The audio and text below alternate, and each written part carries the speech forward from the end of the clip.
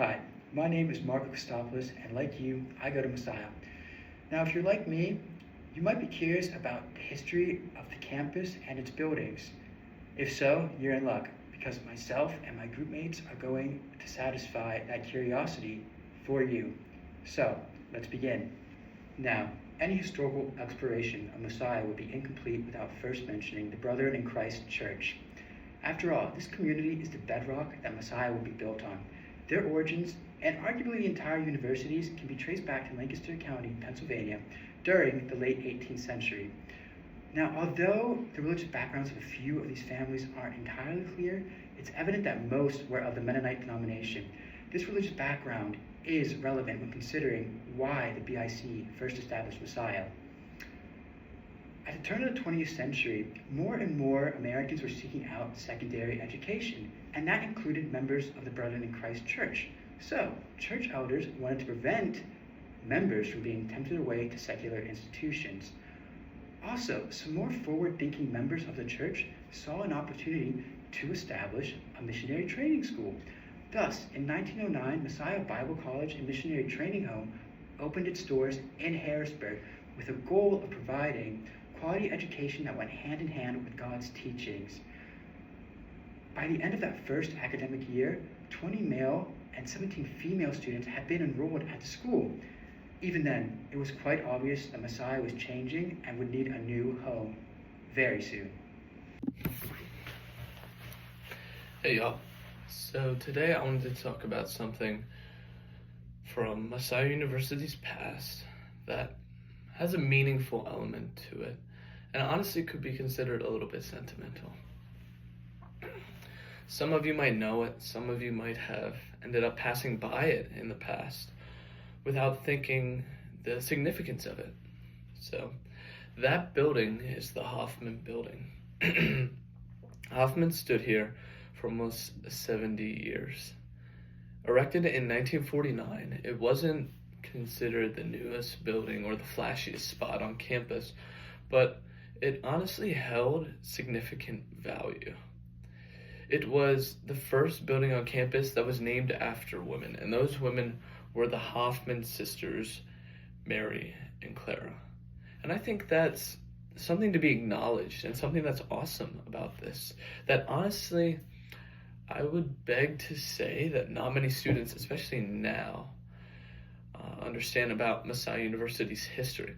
Clara was the college's first librarian, so she helped out with the academic side of things and helped to give Messiah a strong academic foundation. And her sister Mary contributed to that as well, as she was the archivist, and she made sure that history continued to say how it was here at Messiah.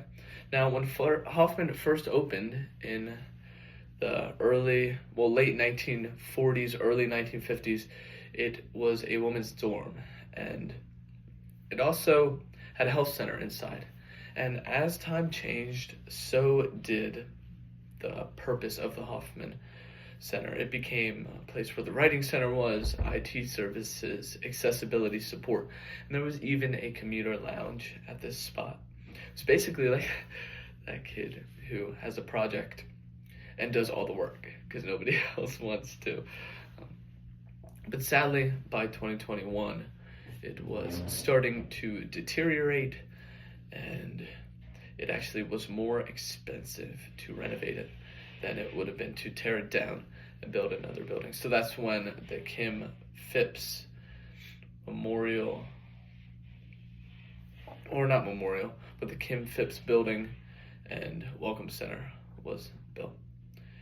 But as time continues to pass, the memory of the Hoffman sisters lives on, and their purpose does as well, and it is seen every day in the living and breathing academic pursuit of Christ of Messiah University.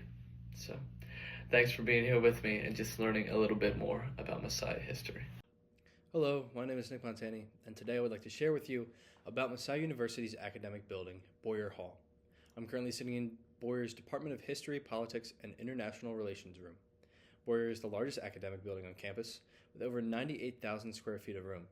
It houses roughly half of Messiah's academic departments due to its size, and is home to 25 plus classrooms and seminar rooms.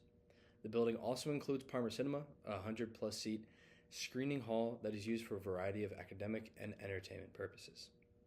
Boyer hosts the majority of classes that have to do with humanities and education, being the home of the history department here at Messiah. The building was named after alumni and highly regarded educator Ernest L. Boyer. Boyer himself was one of the most influential educators of the 20th century, as he served as the U.S. Commissioner of Education and the president of the Carnegie Foundation for the Advancement of Teaching. He embodied Messiah's values of service, academic excellence, and education. Boyer Hall was built to accommodate Messiah's growing opportunity at the then-time college. The curriculum and student body were growing in the early 2000s, and the college deemed it necessary to keep up with the demands of the students and staff. It helped modernize the campus with an academic building that could rival local schools in their pursuit of higher education. It allowed Messiah to unify departments in one building and help grow the college, pushing the boundaries of what they thought was to be possible. So the Eisenhower Campus Center, much like Boyer, became a vital and influential part of Messiah's academic and institutional growth, particularly during the 1960s and the 1970s, all due to the origins of an unlikely relationship between former President Dwight D. Eisenhower and Messiah College. So this connection between Dwight D. Eisenhower and Messiah College all started when Dwight D. Eisenhower came to give the 1965 commencement speech, an event that became an influential mark in Messiah College's history. So Messiah College was actually able to capture Eisenhower for the commencement speech due to the long history. Read that.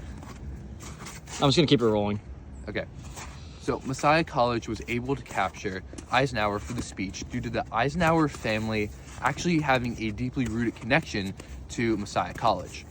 His grandfather, Dwight D. Eisenhower's grandfather, Jacob Frederick Eisenhower, was a respected Brethren in Christ minister, Brethren in Christ being the denomination that founded Messiah College. He also lived in a nearby town, Elizabethville.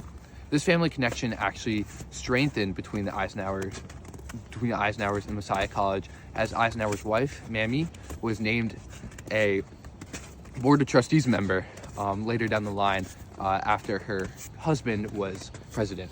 His grandson, Eisenhower's grandson, also spoke twice on campus, and including during the 1972 commencement address for Eisenhower Campus Center opening.